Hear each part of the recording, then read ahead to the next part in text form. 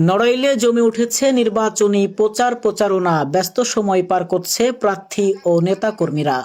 সরকারি বিধিনিষেধ মেনে নিয়ে নড়াইল-২ আসনে পূর্বের সকল নির্বাচনী প্রচারণার ব্যানার, ফেস্টুন, পোস্টার নামিয়ে নতুনভাবে নড়াইলের বিভিন্ন এলাকায় লিফলেট বিতরণ শুরু করেছে বাংলাদেশ গণ অধিকার পরিষদ মনোনীত প্রার্থী লায়ন মোহাম্মদ নুর ইসলাম। রোববার ২৩ নভেম্বর সন্ধ্যায় লোহাগড়া উপজেলার দিঘলিয়া ইউনিয়নের দিঘলিয়া বাজার সহ আশপাশের বেশ কিছু বাজার এবং বিভিন্ন গ্রামে জেলা গণ অধিকার পরিষদের সাংগঠনিক সম্পাদক মোহাম্মদ টিপু শেখের নেতৃত্বে লায়ন মোহাম্মদ নুর ইসলাম ও গণ অধিকার পরিষদের পক্ষে নির্বাচনী লিফলেট বিতরণ করা হয়।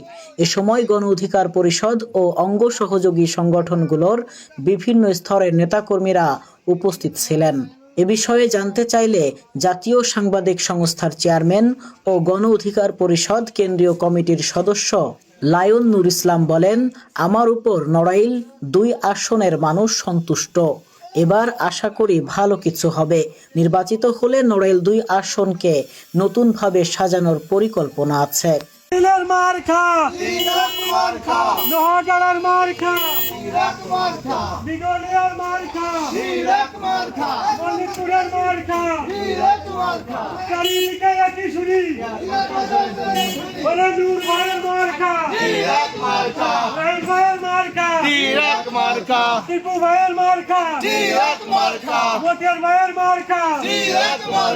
চারিদিকে একই সুরি, সবাই বলো একসাথে।